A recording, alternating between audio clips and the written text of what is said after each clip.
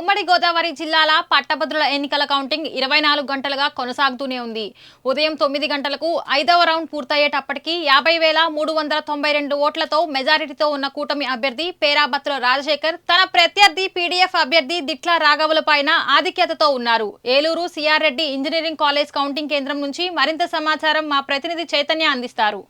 ఉమ్మడి పశ్చిమ గోదావరి, ఉమ్మడి తూర్పు గోదావరి పట్టభద్రుల ఎన్నికల కౌంటింగ్ అయితే ఇప్పటివరకు కూడా 24 గంటలు అయితే పూర్తవుతుంది. నిన్న ఉదయం 6 గంటల నుంచి కూడా ఇప్పటి వరకు కూడా ఎన్నికల కౌంటింగ్ సిబ్బంది అయితే శ్రమిస్తూనే ఉన్నారు. ఇప్పటికే 24 గంటలు అయితే పూర్తవుతుంది. అధికారులు, ఇటు రిటర్నింగ్ అధికారి, అందరూ ఇటు పోలీస్ సిబ్బంది కానీ ఈ కౌంటింగ్ కేంద్రం వద్దే నిన్న ఉదయం నుంచి ఇప్పటి వరకు కూడా శ్రమిస్తూ ఉన్నారు. నిన్న ఉదయం 6 గంటలకి తెరిచిన స్ట్రాంగ్ రూమ్స్ అన్నింటినీ కూడా ఈ కౌంటింగ్ ప్రక్రియ అయితే 3 దశల్లో అయితే ప్రారంభమైంది. అలాగే సిబ్బందిని కూడా 3 షిఫ్ట్లు అయితే ఏర్పాటు చేసిన పరిస్థితి అయితే ఉంది.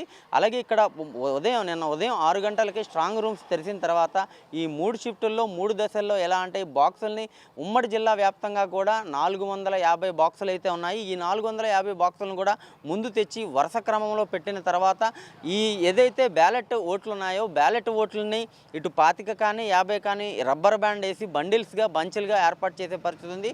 తర్వాత ఏర్పాటు చేసిన 28 టేబుల్లో కూడా ఈ బంచెస్ ఏమైతే ఉన్నాయో ఈ 50 కానీ 25 కానీ రబ్బర్ బ్యాండ్ వేసి ఉన్నాయి వాటిలన్నింటిని కూడా ఏర్పాటు చేసే పరిస్థితి, ఇవన్నీ అక్కడ పెట్టే పరిస్థితి ఉంది. ఈ ప్రక్రియ అంతా కూడా నిన్న ఉదయం 6 గంటల నుంచి నిన్న రాత్రి 10 గంటల వరకు కూడా కొనసాగింది. అంటే ఈ వ్యాలిడ్ ఇన్వాలిడ్ ఓట్లని చీల్చే క్రమంలోనే నిన్న ఉదయం నుంచి నిన్న సాయంత్రం వరకు కూడా రాత్రి 10 గంటల వరకు కూడా అయ్యే పరిస్థితి కనపడుతుంది. మొత్తం మీద ఇన్వాలిడ్ ఓట్లను అయితే ఎవరైతే ఉమ్మడి గోదావరి జిల్లాల రిటర్నింగ్ అధికారి జిల్లా కలెక్టర్ వెట్రి సెలివి ఉన్నారో ఆవిడ సమక్షంలోనే ఆవిడ నోటీస్కి తీసుకెళ్లిన తర్వాత ఈ ఇన్వాలిడ్ ఓట్లన్నింటిని కూడా వారైతే పరిశీలించారని చెప్తున్న పరిస్థితి కనపడుతుంది. అలాగే ఉమ్మడి గోదావరి జిల్లాలకు సంబంధించి మొదటి ప్రాధాన్యత ఓటు పేరాబత్తుల రాజశేఖర్కి అయితే ఇప్పటివరకు అంటే ఈరోజు ఉదయం 9 గంటల వరకు కూడా 5 రౌండ్లు పూర్తయినాయి. 5 రౌండ్ల వరకు కూడా 80,000 పైచిలకు ఓట్లు అయితే వచ్చినాయి. అలాగే రెండో ప్రాధాన్యత ఓటు ఎవరైతే ఈయన అపోనెంట్ అంటే పీడీఎఫ్ అభ్యర్థి దిడ్ల రాఘవులు ఉన్నారో దిడ్ల రాఘవులకు అయితే ఇప్పటివరకు ఇటు 40,000 ఓట్ల వరకు కూడా మెజార్టీలు అయితే పేరాబత్తుల రాజశేఖర్ ఉన్నారు. ఈ రౌండ్లు ఏదైతే ఉన్నాయో ఇప్పటివరకు జరిగిన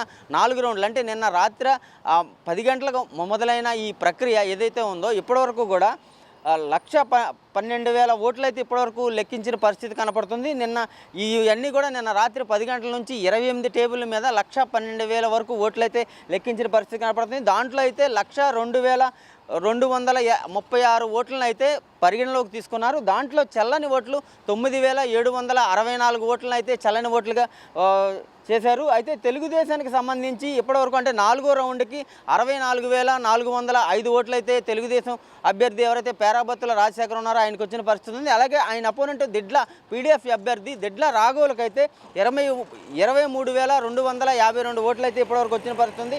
అలాగే ప్రధాన అభ్యర్థి పేరాబత్తుల రాజశేఖర్ ఆయన దిడ్ల రాఘవులు వీరిద్దరి మధ్య కూడా 41,153 ఓట్లయితే తేడా ఉన్న పరిస్థితి అయితే కనపడుతుంది. మెజారిటీ 41,000 మెజారిటీ అయితే ఉంది. అంటే వీరిని చూసుకుంటే మొదటి రౌండ్లో పేరాబత్తుల రాజశేఖర్కి అయితే 16,520 ఓట్లు అయితే వచ్చినాయి. అలాగే రెండో రౌండ్లో 16,212.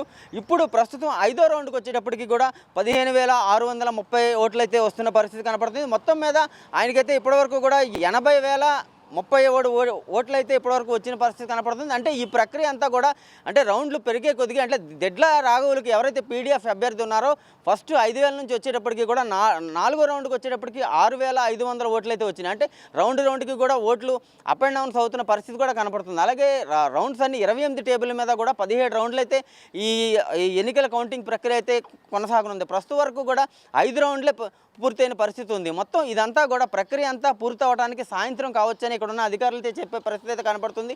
ఇదంతా కూడా జరిగి సాయంత్రానికి మొదటి ప్రాధాన్యత ఓటుకి లెక్కించి ఇన్వాలిడ్ ఓట్లను అన్నిటినీ తీసేసి ఆయన ఆధిక్యంలో ఉంటే కనుక సాయంత్రానికైతే ఈ ప్రక్రియ అంతా కూడా పూర్తవుతుంది. అలా కాకుండా రెండో ప్రాధాన్యత ఓటు పీడీఎఫ్ అభ్యర్థి ఎవరైతే ఉన్నారో ఆయనకి కనుక ఆ కౌంటింగ్ అంతా పూర్తి చేస్తే మళ్ళీ రేపు ఉదయం కూడా జరిగే పరిస్థితి అయితే కనపడుతుంది. దీనికి అనుగుణంగా నిన్న ఉదయం నుంచి కూడా ఇప్పటివరకు 3 షిఫ్ట్లుగా చేశారు.